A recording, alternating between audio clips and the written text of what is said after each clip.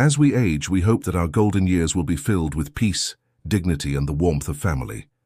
We imagine a slower rhythm where our time is finally our own. No deadlines, no chaos, just quiet mornings and meaningful moments. But for many older adults, reality tells a different story.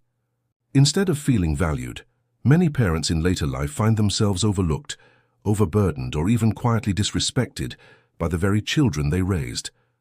There is an unspoken expectation that parents should always be available, endlessly supportive, financially helpful, emotionally forgiving, and never ask for much in return. This video opens a deeply important conversation: how grown children, often unintentionally, can hurt the well-being of their aging parents. Through subtle habits and behaviors, what begins as love can slowly become pressure, guilt, and even emotional neglect. And it's not about blaming, it's about awareness. Too many older adults have felt the sting of being talked over at the dinner table, pressured to give money they cannot afford, or quietly used as babysitters and conflict mediators, all while their own needs go unnoticed. It can happen slowly, so quietly, that they don't realize what's being lost until their health, independence, or peace of mind is at risk. But here's the truth: love requires respect, and respect requires boundaries.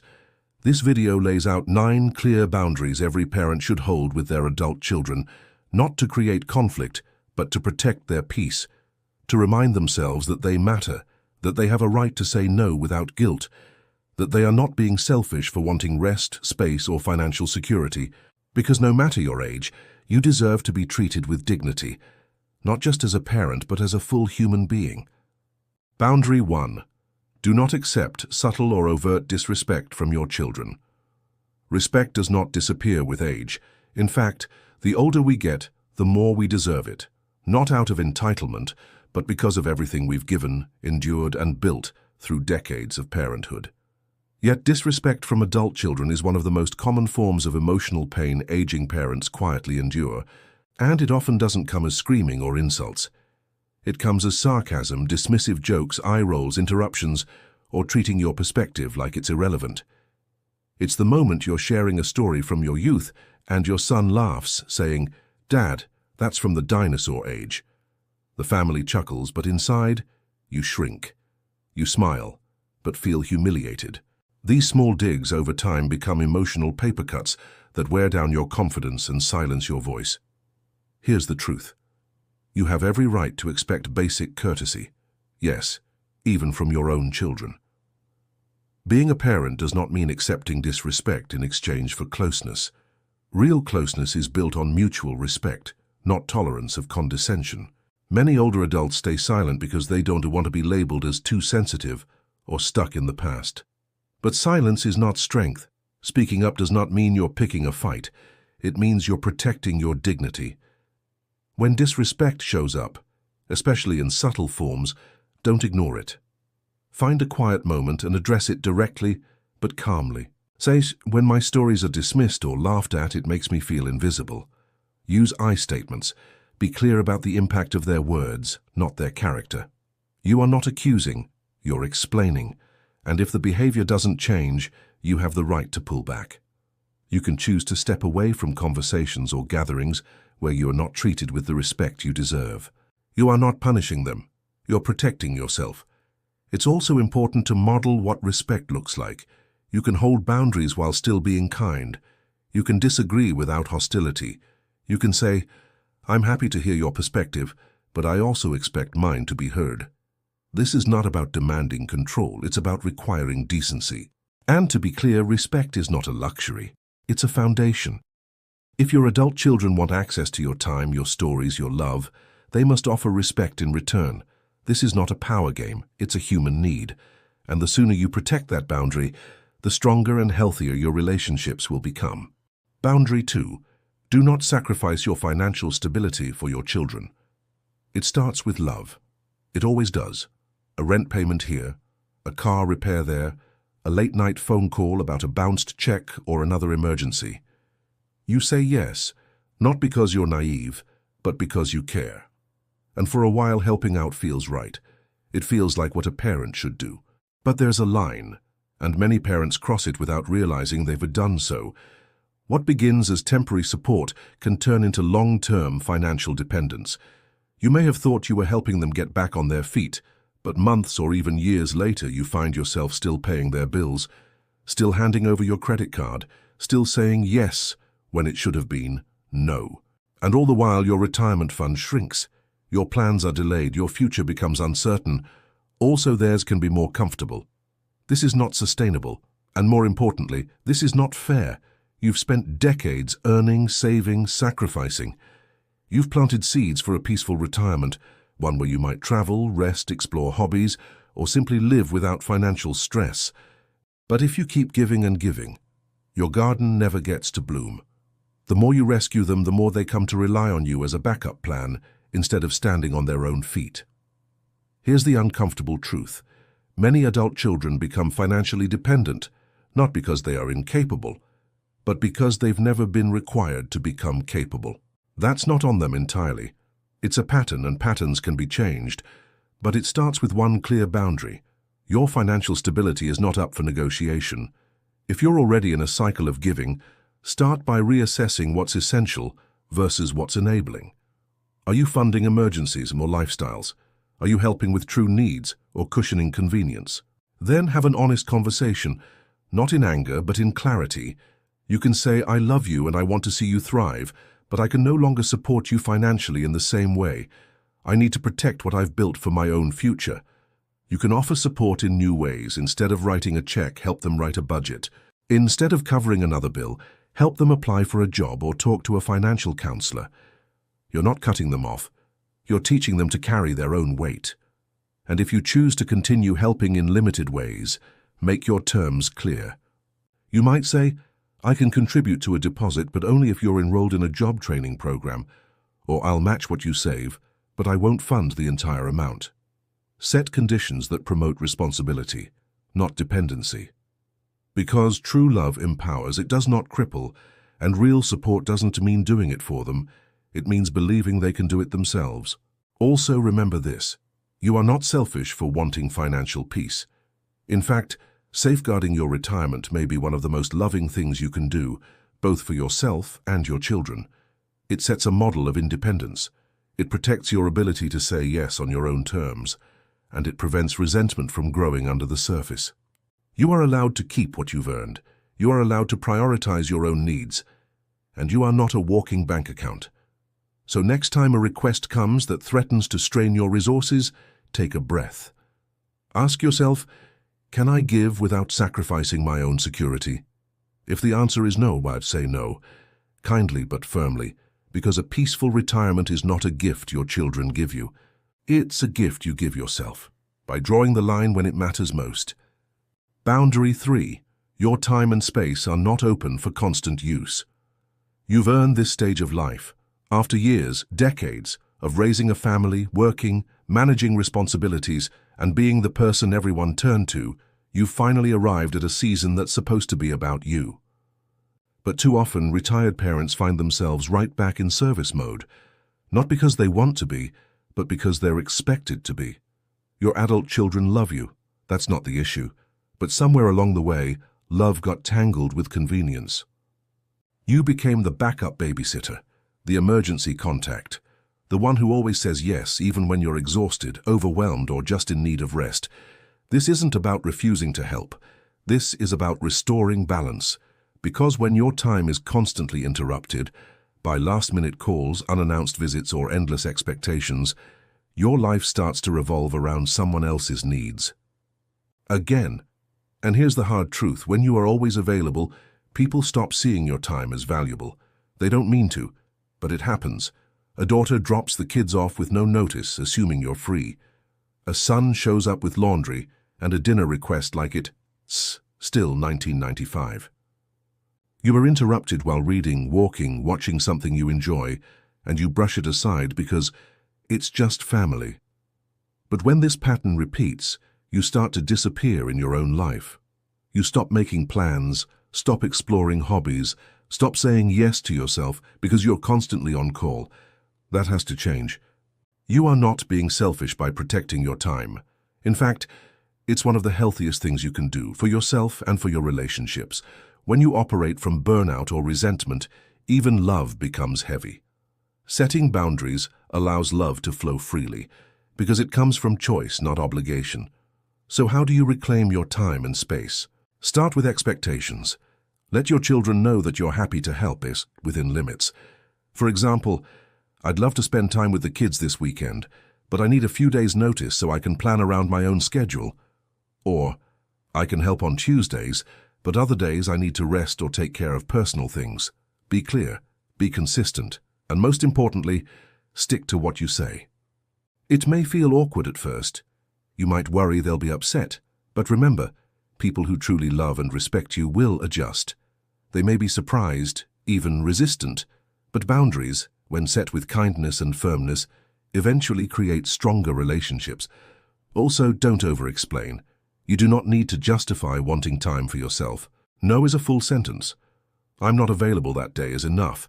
You don't need to fill in every gap with apologies or guilt. Your life has value, even when you're not doing for others. And let's talk about space, too. Your home is not a 24/7 convenience station. It's your sanctuary. It should reflect your rhythm, your peace, your preferences. If drop-ins or overstays have become the norm, it's okay to set boundaries around that too. Try something like, I love seeing you, but I need us to plan visits in advance. Or, the house is getting a bit too busy. Let us find a time that works for both of us instead of popping in. You can even create open door days and quiet days. Structure brings clarity, because here's the bottom line. This stage of life is precious. It's not a waiting room for everyone else's needs. It's a chapter for rediscovering who you are, outside of being mom, dad, fixer, helper, or fallback plan. You are allowed to have days where the only person you serve is yourself. You are allowed to say no without guilt. You are allowed to rest, explore, decline, and enjoy, simply because you want to. That is not selfish, that is self-respect. Boundary 4. Refuse to be emotionally manipulated by guilt. Guilt is a powerful force, especially for parents. As someone who has spent decades putting others first, it's easy to feel responsible when your adult children are upset, struggling, or disappointed. But when love becomes entangled with guilt, the relationship starts to lose its balance. And here's the truth many aging parents hesitate to admit. Emotional manipulation doesn't always come with shouting or threats. Sometimes it whispers. It's the sigh on the other end of the phone, the, well, I guess I'll figure it out by myself. The subtle withdrawal of warmth after you say no. It's the daughter who says, I thought you understood how important this is to me, when you choose your own plans over babysitting. Or the son who replies, after everything I've been through, I expected more support, just because you won't fund his latest request. They're not yelling, they're not being cruel, but they're pressing the emotional buttons they know will work. And for many older adults, those buttons are tied directly to love, loyalty, and the fear of being seen as selfish. Let's be clear, you can love your children deeply and still have boundaries. You can support them without surrendering your emotional health. And saying no doesn't make you cold. It makes you honest, it makes you healthy. Manipulation, even when unintentional, is still manipulation. And guilt is one of its most common tools. It convinces you that self-care is selfish, that asking for space is abandonment, that saying no is betrayal, but those are lies, and you don't have to believe them anymore. Next time you feel that emotional weight starting to rise, that twist in your stomach, that sinking in your chest, pause. You do not have to respond immediately. You do not have to rush to fix everything. Say this instead. Let me think about it, and I'll get back to you. That sentence gives you space. It gives you power. It stops the reflexive yes and allows you to check in with yourself. Ask, am I agreeing out of love or out of guilt? If it's guilt, it's a no. Also consider having a clear, respectful conversation. When a pattern keeps repeating, address it directly. You can say, I've noticed that when I say no, I feel guilted into changing my answer. I love you, but I need to feel safe saying no sometimes. Yes, it may feel uncomfortable. Yes, it may cause some tension, but boundaries are not meant to please others. They're meant to protect you. And the relationships that truly matter will survive and even strengthen through these honest conversations. Here's something else to remember. Sometimes Your children don't even realize they're doing it. Guilt becomes a habit. It becomes the go-to language when stress hits. But habits can be interrupted. When they push, you can pause. When they sigh, you can stay steady. When they guilt, you can hold your peace. Love without limits leads to burnout. Boundaries are not walls, they are doors that open and close with purpose. You are not cruel for needing space. You are not weak for being tired. And you do not owe anyone your peace. Give what you can with joy and nothing beyond that. Boundary 5. Do not mediate adult conflicts between your children. You've spent a lifetime being the fixer, the one who soothed the scraped knees, calmed the sibling fights, bridged the awkward silences, and made sure everyone got along. And maybe, even now, your children still see you that way, as the center of emotional gravity in the family. But there's a point in life when being the peacemaker no longer serves anyone, especially not you. When your adult children argue, disagree, or cut each other off, they sometimes look to you for answers. One calls upset, venting their side. The other texts, frustrated, wanting support. Suddenly, you're caught in the middle of a grown-up conflict that has nothing to do with you, but everything to do with your energy, your emotional peace, and your time. And while it may seem harmless to just listen or try to help, every time you mediate their adult drama, you're sending one clear message. You can still pull me in. You're not helping them resolve anything. You're absorbing the stress. You become the emotional dumping ground, the referee, the unpaid therapist. And meanwhile, your own well-being quietly erodes under the weight of other people's unresolved issues. Let's be honest. This didn't start yesterday. Maybe you've been doing this since they were kids. Maybe you thought it was just part of being a good parent. And maybe it was then, but they're not children anymore, and you are no longer required to fix their emotional messes. One of the most liberating boundaries you can set is this: I don't take sides between adults. When one child complains about the other, respond with love and neutrality. Say, have you spoken directly to your brother/sister about this? Or, I care about you both too much to get in the middle. I hope you two can work this out. If the pressure continues, be firm. If this conversation becomes about criticizing your sibling, I'll need to step away. That's not being cold. That's being wise. That's refusing to let your emotional landscape be dictated by other people's chaos. Because here's the reality. By removing yourself from their conflict, you're not showing disinterest and you're showing confidence. You're saying, I believe you are capable adults. I believe you can figure this out without dragging me into it. And that belief? That's powerful love. Also, remember this. Stepping back does not mean you've failed as a parent. It means you've evolved. You've raised independent people. Now it's time to let them live and sometimes stumble without turning to you to fix everything. If they truly need professional support, encourage them to seek it. Suggest counseling or mediation, but do not become the stand-in therapist. Your emotional bandwidth is not unlimited. You deserve to spend your later years with peace, not tension. You deserve mornings without conflict-filled texts. You deserve relationships that uplift, not drain. So next time a child tries to pull you into their fight, take a breath, smile gently, and close that door with love. Boundary 6. Don't let their clutter take over your home. It often starts with one small request. Can I leave this here just for a little while? A few boxes, a bicycle, some furniture they don't have space for right now. You say yes because you're kind, because you're their parent, because honestly it doesn't seem like a big deal. But then a little while becomes 6 months. 6 months becomes 2 years. And before you know it, your garage is packed, your closets are stuffed, and your spare bedroom looks like a warehouse for someone else's life. Here's the problem. Your home stops being yours. It becomes a holding space for their indecision, a storage unit for their past, a physical reminder of how much room you are still expected to make, even when they no longer live there. And it's not just about stuff, it's about energy. Every time you walk past those boxes, you feel the weight, emotionally and physically. You hesitate to downsize because, what if they still need it? You delay renovating because they said they'd come get it soon. You put your own peace on hold because someone else hasn't let go. Let's be clear. Helping your children doesn't mean sacrificing your space. You have earned the right to live in a home that reflects your season of life, not theirs. A home that supports your comfort, your routines, your joy, not one that makes you feel like a temporary guest in your own living room.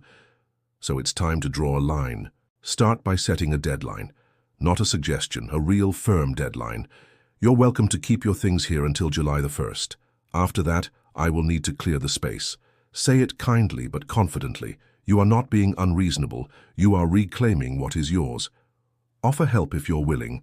Help them sort through it, find a storage facility, or donate items that no longer serve them. But make it clear, the deadline is real. And if they don't follow through, you will. This is not about punishing them. It's about honoring your own life. Because when your home is cluttered with someone else's past, it's hard to fully live in your present. And sometimes this goes deeper. Sometimes we hold on to their things because we are holding on to a role, the role of always available parent, the one who never says no, the one who still makes room, literally and emotionally. But it's okay to outgrow that role. In fact, it's necessary. You can still love your children and ask them to take their belongings. You can still support them emotionally while saying, "This space is now mine." That's not rejection, that's growth. Your home is not a museum of their childhood. It's not a storage locker for their adult lives. It's the space where you rest, dream, breathe, and be. You have every right to protect that space. And if they struggle to understand, remind them gently. This is not about your stuff, it's about my life. Boundary 7. Don't accept their absence. During your times of need, love is not just what people say, it's what they do, especially when you're struggling. And yet for many aging parents, one of the most painful realizations is this. When they finally need support, their adult children are nowhere to be found. It doesn't always come in dramatic forms. Sometimes it's subtle, quiet, and heartbreaking. You mention your upcoming doctor's appointment, and no one offers to come with you. You've been recovering from surgery, but no one brings food or even checks in.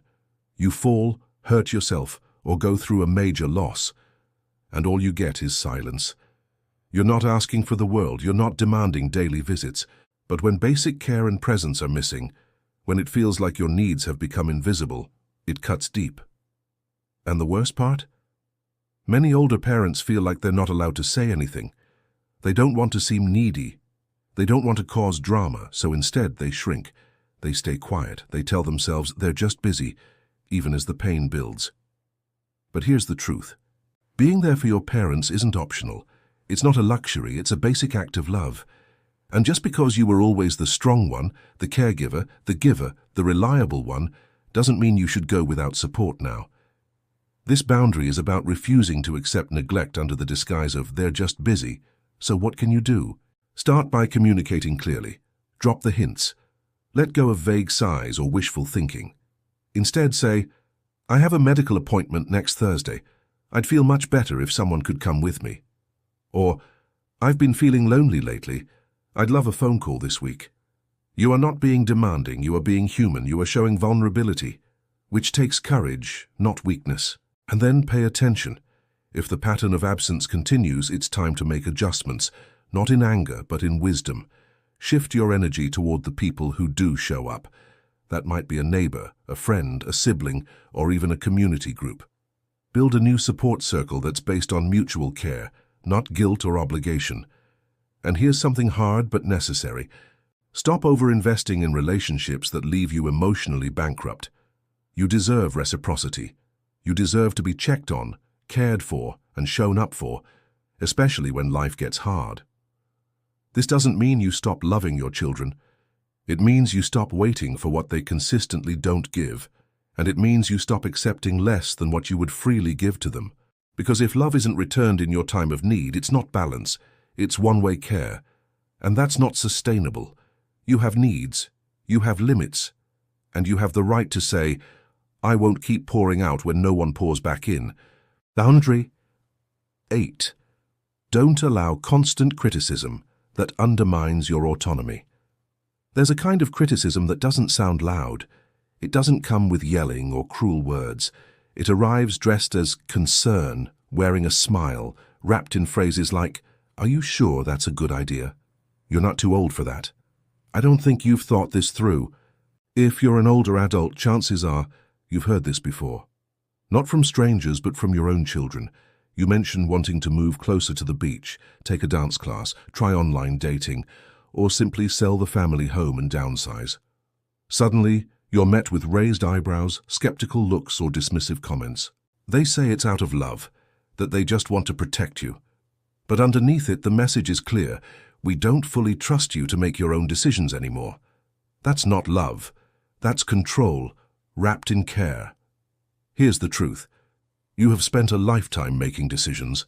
You raised children, handled finances, navigated crises, made sacrifices. And now, just because you've reached a certain age, people think they know better. No, you do not have to explain or defend your choices, especially not to people who would not accept that treatment from you in return. Think about it.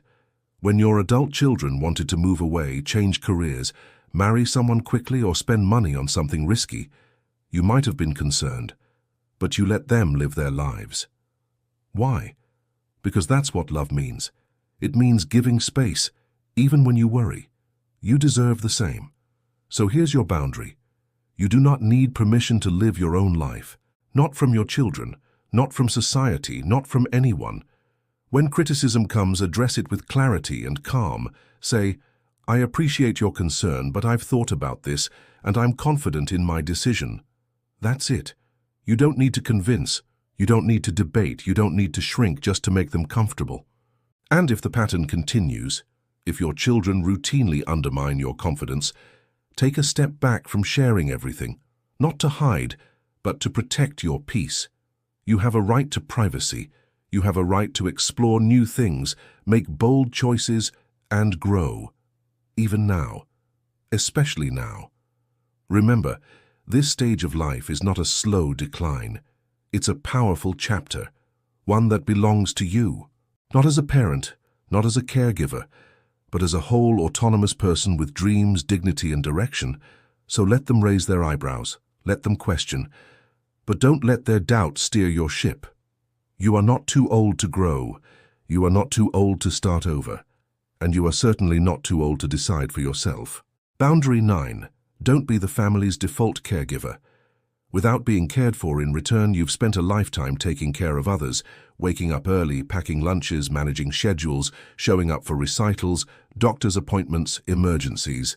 You were always on, always needed, always giving. So when you finally reach retirement, you expect a little rest, a little time to focus on yourself. But instead, something strange often happens. You're still the one being asked to carry the load. Can you help with the kids after school? Could you come stay with us for a while? We were hoping you could move closer to help out more. It starts small, and at first it might even feel good, to be needed, to be useful. But slowly, what was occasional becomes routine. What was optional becomes expected. And before you realize it, you're clocking 30-40 hours a week as a full-time grandparent, errand runner, cook, housekeeper, without a paycheck, without acknowledgement, and most dangerously, without anyone asking what you need. This is what we call a one-way care contract. You give, and you give some more. But when you bring up your own needs, the room goes quiet. That's not just unfair, it's unsustainable. Because here's the reality.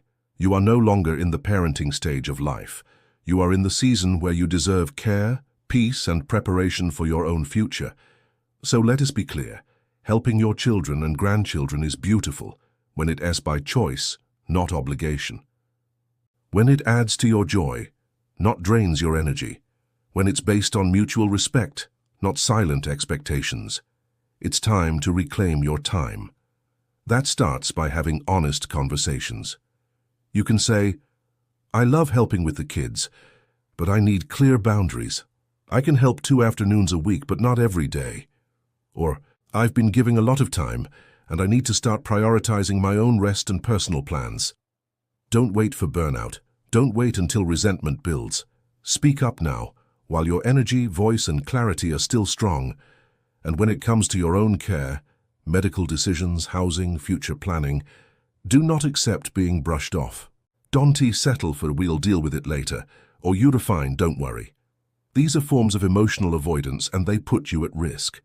You have every right to say, I want to talk about what happens if my health changes. I need to know that I won't be alone if I need help. I want a say in how I live the next chapter of my life. And if those conversations are too uncomfortable for your children, that's their work to do. Your job is to speak the truth, because preparing for the future is not pessimism, it's wisdom. And boundaries are not selfish, they're survival. If your family isn't ready to show up for you, that doesn't mean you're doomed. It means it's time to build a wider circle. Friends, community, services, people who respect your age, your worth, and your independence. You are not the family's unpaid employee. You are not the last line of support for everyone else. You are a full human being who has earned the right to receive as well as give. Let that truth guide the next chapter of your life. You've spent your entire life showing up. For your children, your family, your job, your community. You were the strong one, the dependable one, the one who made things happen. And for a long time, you believed that love meant always saying yes, always being there, always giving. But now at this stage in life, something needs to shift. Because the truth is, you matter too. You are not just a parent. You are not just a support system. You are a full human being, and with your own needs, dreams, limits, and wisdom. These 9 boundaries are not about turning your back on your children. They're about turning toward yourself, maybe for the first time in decades. They're about saying, I am still here, I am still me, and I still deserve to live a life with dignity and balance. Boundaries are not walls. They're not acts of rebellion. They are acts of self-respect. They teach others how to treat us. They preserve our energy, protect our time, and defend the peace we've earned. Letting go of guilt is hard. Saying no when you've been saying yes for decades is hard. But every time you speak up for yourself, calmly, clearly, lovingly, you reclaim a little more of the person you were always meant to be. And what do you get in return? You get freedom. You get space. You get to laugh again without pressure. You get to rest, not just because you're tired, but because you finally give yourself permission. You may not be able to control how others behave, but you can control what you allow. And you can choose today, right now, to live the next chapter of your life with clarity, courage, and care. This is not the end. It's a reset. It's a powerful reminder that your life is still yours, that your voice still matters, and that you are far from done. So say it with me, whether silently or out loud. I choose dignity. I choose balance. I choose me.